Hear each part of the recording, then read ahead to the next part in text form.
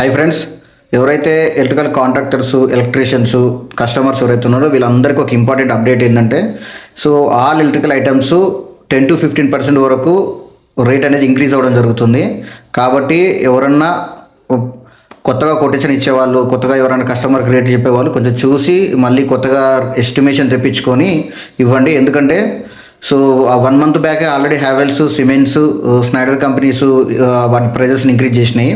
So ఈ Feb 1 నుంచి L&T వాళ్ళు కూడా వాళ్ళ ప్రైజెస్ని ఇంక్రీజ్ చేయడం జరిగింది. సో ఎవరన్నా కొటేషన్ తీసుకొని మేము పర్చేజ్ చేసుకున్నాము అనుకునే వాళ్ళు ఎవరైతే ఉన్నారో వాళ్ళు ఈ 1 or 2 daysలో పెట్టుకుంటే, అంటే ఆర్డర్ ప్లేస్మెంట్ చేసుకున్నారు అనుకోండి, అంత ఇబ్బంది ఉండదు.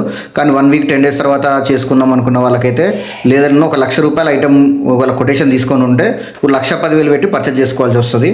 సో ఎందుకు ఈ విధంగా జరిగిందంటే ఇంటర్నేషనల్ మార్కెట్లో మెటల్ రేట్స్ హైక్ అవుతున్నాయి కాబట్టి. సో ఇప్పుడు ఎలక్ట్రికల్ ఐటమ్స్లో ముఖ్యంగా కావాల్సింది ఏంటిది, కాపరు, అల్యూమినియం. కాబట్టి సో వాటి ప్రైజెస్ కూడా ఇంక్రీజ్ అవుతున్నాయి.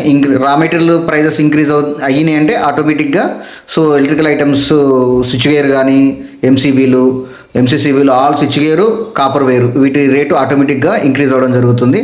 సో ఎవరైనా కొటేషన్ ఇవ్వాలనుకునే వాళ్ళు చూసి మళ్ళీ అప్డేట్ అయిన రేట్లతోటి కొటేషన్ ఇస్తే బాగుంటుందని నేను చెప్తున్నాను. ఇది ఫ్రెండ్స్, ఎవరైనా మన ఛానల్ని సబ్స్క్రైబ్ చేసుకోకపోతే చేసుకోండి.